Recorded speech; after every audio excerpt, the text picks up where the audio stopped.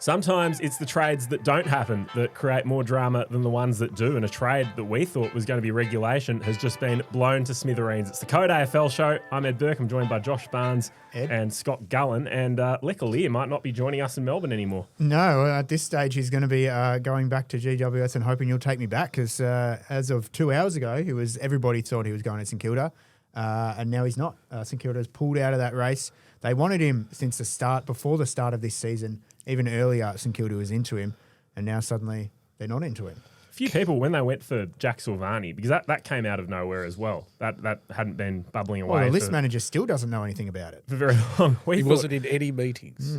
We thought when Jack Silvani went over there, maybe the Leek Aleer thing's off. Like, they've got that key defender that they want. They're trying to hang on to Callum Wilkie, who knocked back that offer from the Bulldogs. They probably didn't actually need that piece in their back line. They've been after this kid before Tom de Koning was even going there, wasn't it? He was almost identified first. Yeah. I think it's a tactic. It's Gubby Allen. He's been doing this for 30 years. We get it. It's only, what day is it now? Thursday. I'm a bit lost too. Yeah, We've got till next Wednesday. Look, they're trying to play hardball, but you got to feel for the kid a bit. I mean, he played out the year. At least he got a game later in the year and was a decent player, knowing, I'm going to St Kilda. You can't then turn around and go, oh, they're not giving us a good pick. Sorry, mate. I mean, St Kilda are a world onto their own at the moment, and this is another sign. Yeah, he's been strung along, hasn't he? He was lured by St Kilda saying we've got all this big cash. He was going to be paid $700,000 to $750,000 next year, which is overs for him as a player so far. And he thought, oh, that sounds great. GWS wanted to keep him. Now that he might have to go back with his sort of tail between his legs. Otherwise, I'm sure there are suitors in Victoria that have to be interested in him. Yeah, I guess they're just coming to the party late, aren't they? Like the mail that he was going to St Kilda was so strong that a lot of clubs might not have done their due diligence, as we'd say. Oh, no, there it is, Budsy. Trade lingo for Can you. you explain what that means? You wrote a wonderful piece today. Yeah. Well, what does due diligence mean? It means you're looking into a player more off-field. So I think Lex seems like a good guy as far as we haven't heard anything negative about him, so he probably doesn't fall in the due diligence category. Due diligence, you're looking into something you can't find on AFL tables, Scotty, I think. Well, there are a few clubs who might start giving it some diligence now. So Western Bulldogs are looking for that defender to take on the number one tools. Their interest cooled on Jordan Butts, seemingly, and Adelaide possibly didn't want to put him on the table as well. Who knows if Butts even wanted to leave, but he was raised because he's just slipped behind Nick Murray in the pecking order at Adelaide.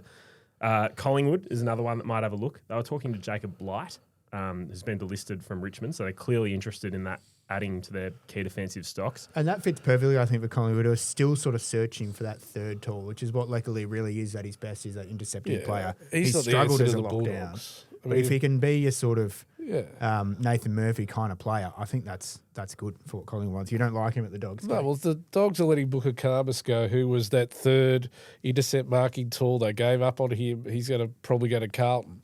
The Bulldogs need, I'll bang on again, Stephen May. I want him there by next Wednesday. That's the type of player. And if they're going quiet on Butts from Adelaide, they want to have another thing up their sleeve. The Bulldogs can't get through to Wednesday with Zippo because it's not just the fans and others, it's the players. Like, this is a player thing. They're going to go, Coach, what are you doing? You haven't improved our defence. That's the issue all year. We're going to start pre-season again with undersized defence. You can't do it. I think Leek Aleer is probably capable of playing on the number one key forward, but I guess at GWS he's either been filling in for Jack Buckley or Sam Taylor, but the other one has been alongside him. Has he grown a few inches? He's unproven in that respect. Sydney's another one who are going after Jai Sarong for this exact role. I think Leek Aleer's played a little bit more footy, so you'd have to consider that. But Scotty, you've seen a lot of trade periods. Is it an unwritten rule that if you commit to someone, you have to see it through, or is it the right thing to pull out if it's right for the club?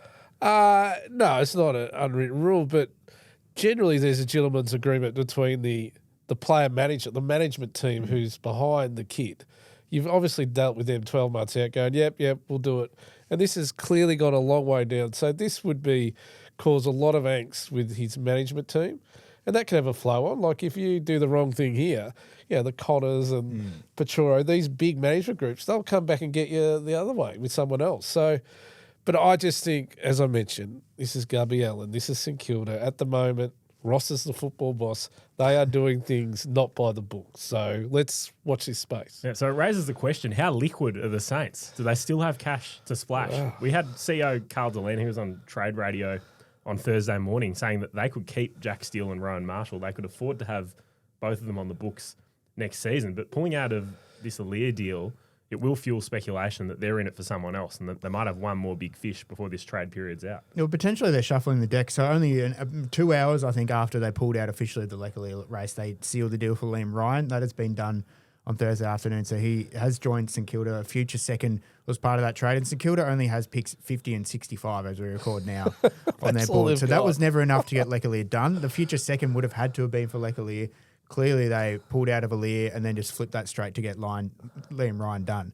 So ideally, they want Jack Steele to go for picks. They don't want ahead of Marshall bare at the moment, which you never would have thought 3 months ago. They want the captain to go to get us picks to do deals. I'm not sure if they're even getting. They might get a second rounder for him. It's a bit of a salary dump. I don't know if there's much out there for Jack Steele. He'd be a good player somewhere else. Jack Steele's a good player. Yeah, it makes you wonder though. They are circling somebody else.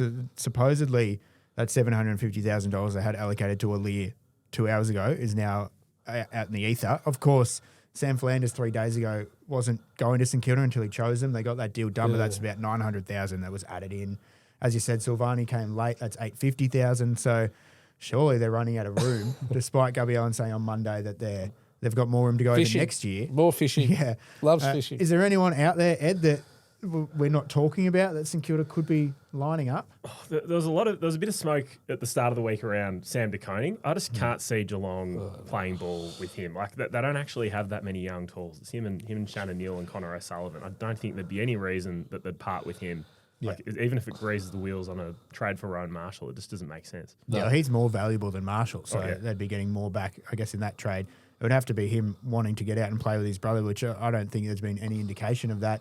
Jordan De Goey's name keeps coming up. People keep talking about him, but at the moment there's nothing there. But St Kilda has had an interest in him in the past. I don't know whether they can try and turn his head, another trade phrase. I don't know if that's out there, but at the moment he's staying put. Can't see it. Well, the squeeze could be on at the Saints. One thing that caught my eye in that Liam Ryan trade, just as we were entering the studio to film, there's a 2027 pick involved in that. So for the first time in AFL history, we've got a future draft pick in there. I think it's a third rounder in 2027. So Which West Coast fans, you've got a while to wait. Because it's a Tassie draft, 2027. So that's that'll be pick 185 or something.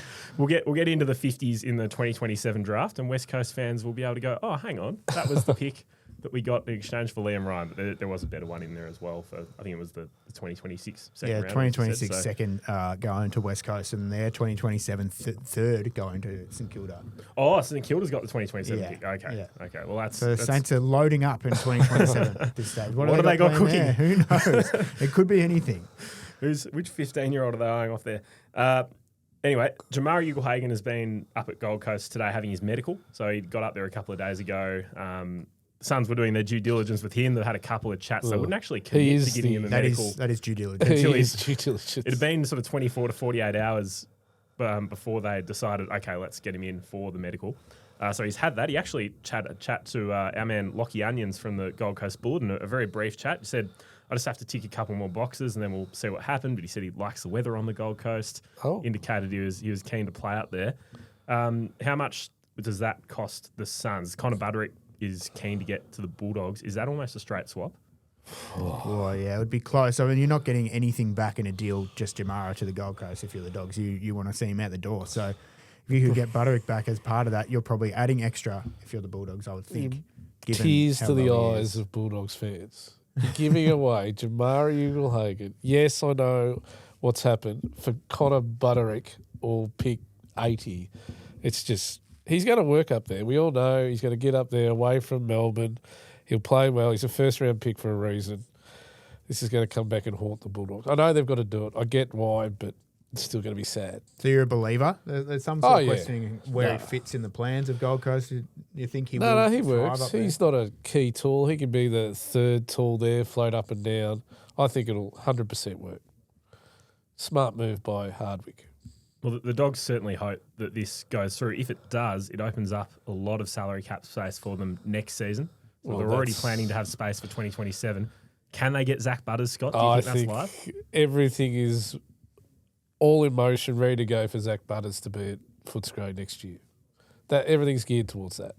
So they've just got to find a low-price key defender in this trade period and then worry about next one. Because I think there's no doubt Zach will come home, and the Bulldogs have always been at the top of the race.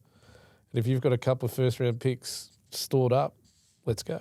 Well, that's huge if they land him. If not, they might need to flick a few bonuses out. It might be a bit of back payment for Marcus Bontempelli and a few others if they've got $1 million on the books, basically, and no Zach Butters to pay for. But we'll see how that goes for the Dogs. We'll have a look at the three bottom four clubs here in Melbourne, North Melbourne, Richmond, Essendon, all having pretty quiet trade periods. We know that Essendon's could blow up later on with Zach Merritt. Yeah. That might be some last day antics there. But why has it been so quiet for those three clubs? Yeah, I'm disappointed in North Melbourne, to be honest. Jai Simpkin had made noise about wanting to leave. It doesn't seem like that's really going anywhere at the moment.